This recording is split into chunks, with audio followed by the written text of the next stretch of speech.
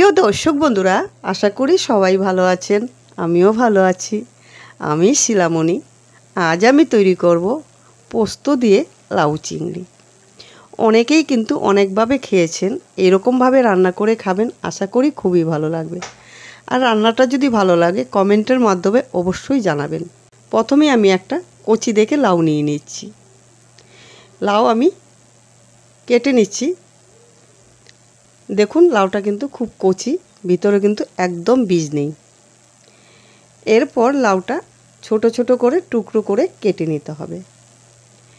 তারপর আমি খোসা ছাড়িয়ে নিচ্ছি।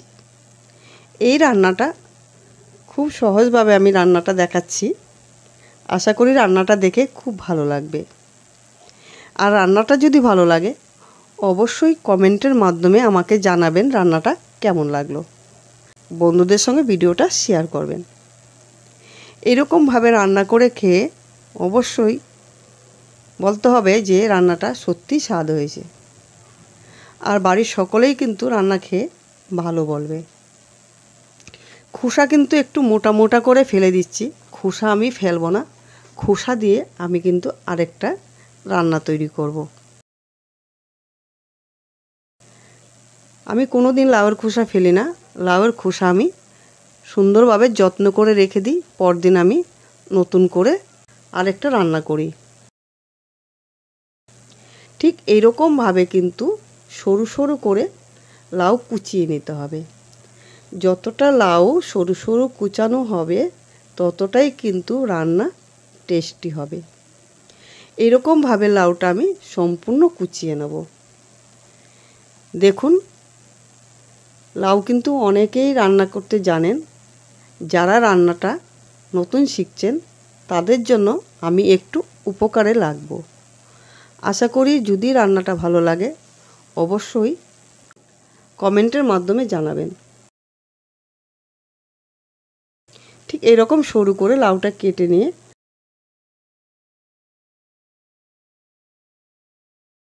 কড়াইতে সিদ্ধ করতে দিয়ে দিচ্ছি। গ্যাস জ্বালিয়ে কড়াই বসিয়ে লাউয়ের মধ্যে ছেড়ে দিচ্ছি। লাউ কিন্তু অনেকটাই হয়েছে, যেহেতু লাউটা গোল তাই লাউটা অনেকটাই কিন্তু হয়েছে। অনেক সময় লম্বা লাউ আনলে এতটা কিন্তু আয় দেয় না। গোল লাউগুলো কিন্তু অনেকটাই বেড়ে যায়। এরকমভাবে লাউটা কড়াইতে দিয়ে একটা গামলার সাহায্যে ঢেকে দিতে হবে। তার মধ্যে দিয়ে দিতে হবে স্বাদ মতো নুন। নুন দিয়ে আমি ঢাকা দিয়ে রেখে দেব 10 মিনিট। আঁচটা বাড়িয়ে দেব। লাউ থেকে প্রচণ্ড কিন্তু জল ওঠে, ঘাবড়ানোর কোনো দরকার নেই। লাউ যখন সিদ্ধ হয়ে যাবে এরপর আমি একটা ছাঁকনির সাহায্যে লাউটা আমি ঝরিয়ে নেব। তাতে কিন্তু রান্নাটা তাড়াতাড়ি হবে। লাউ সিদ্ধ হয়েছে, বেশি সিদ্ধ করব না। বেশি সিদ্ধ করলে লাউ কিন্তু গলে পাক হয়ে যাবে। তাই আমি হাফ সিদ্ধ করে নামিয়ে নিচ্ছি। আবার যে লাউয়ে জল আছে সেই জলটা দিয়ে আমি রান্নাটা তৈরি করে নেব। আর বাকি জলটা আমি ফেলে দেব।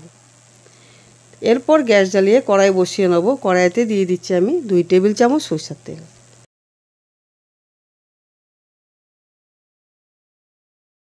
সরষের তেল গরম হওয়ার পর চিংড়ি মাছ এর মধ্যে ছেড়ে দিচ্ছি। এর মধ্যে দিয়ে দিচ্ছি সামান্য নুন আর দেব সামান্য গুঁড়ো হলুদ দিয়ে আঁচটা বাড়িয়ে দেব। ভালো করে চিংড়ি মাছ ভেজে নিচ্ছি। চিংড়ি মাছটা একটু ভালো করে ভেজে নিতে হবে, তাতে কিন্তু রান্নাটা অনেকটাই ভালো লাগবে। চিংড়ি মাছ ভাজা হয়েছে, একটা পাত্রে তুলে নিচ্ছি। এরপর কড়াই ধুয়ে বসিয়ে দিচ্ছি। কড়াইতে দিয়ে দিচ্ছি আমি 4 টেবিল চামচ সরষের তেল। যেহেতু অনেকটা লাউ আছে তেলটা একটু বুঝে দিতে হবে। দিয়ে দিচ্ছি আমি 3টে শুকনো লঙ্কা। শুকনো লঙ্কা একটু নাড়াচাড়া দিয়ে ভেজে নিচ্ছি। এরপর দিয়ে দিচ্ছি আমি 2টো তেজপাতা। তেজপাতাও একটু নাড়াচাড়া দিয়ে ভেজে নিচ্ছি। এর মধ্যে দিয়ে দিচ্ছি মৌরি, 1 চামচের 4 ভাগের 1 ভাগ। সোনালি কালার করে ভেজে নিতে হবে। আমি ঠিক সোনালি কালার করে ভেজে নিয়েছি। এরপর দিয়ে দিচ্ছি 2 চা চামচ জিরে বাটা,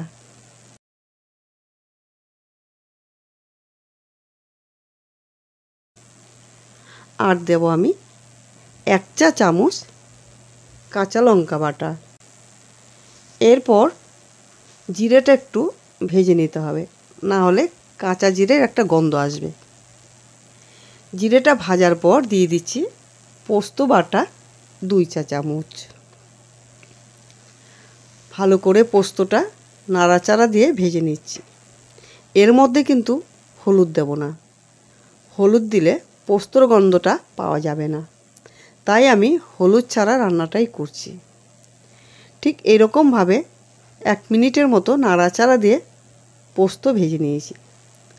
এরপর দিয়ে দিচ্ছি ভেজে রাখা যে চিংড়ি মাছ, সেই চিংড়ি মাছটা ওর মধ্যে দিয়ে দিচ্ছি।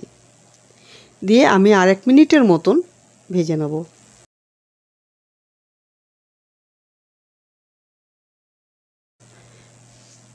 ভেজে নেওয়ার পর দিয়ে দিচ্ছি আমি 5-6টা কাঁচা লঙ্কা চেরা। এরপর সিদ্ধ করা লাউ এর মধ্যে ছেড়ে দিচ্ছি। দেখুন লাউ কিন্তু 1 কড়াই ছিল, তাতে সিদ্ধ করে অনেকটাই কমে এসেছে, রান্না করলে আরও কমে যাবে। আমাদের বাড়িতে কিন্তু লাউ খুব পছন্দ করে, লাউ খেতে খুব ভালোবাসে। অনেক রকমে আমি লাউ রান্না করে ভিডিও ছেড়েছি, আশা করি আপনারা দেখতে পাচ্ছেন ভিডিও। আর এই রান্নাটা কিন্তু আমি করেছি, রান্নাটা খুব টেস্টি রান্না। এরপর দিয়ে দিচ্ছি সামান্য নুন, নুনটা একটু কম আছে তাই আমি নুন একটু অ্যাড করে দিচ্ছি। এরপর নাড়াচাড়া দিয়ে বাকি জলটা শুকিয়ে নেব। দিয়ে দিচ্ছি আমি 1 টেবিল চামচ চিনি। চিনিটা যারা পছন্দ করবেন না তারা নাও দিতে পারেন।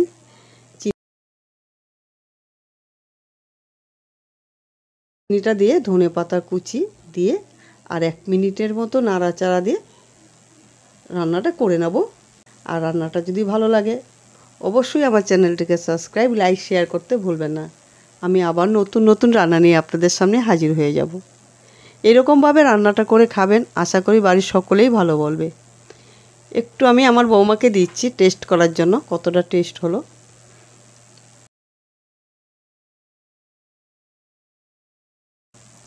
আজ আমি এখানেই শেষ করলাম। ভালো থাকবেন, সুস্থ থাকবেন, ধন্যবাদ।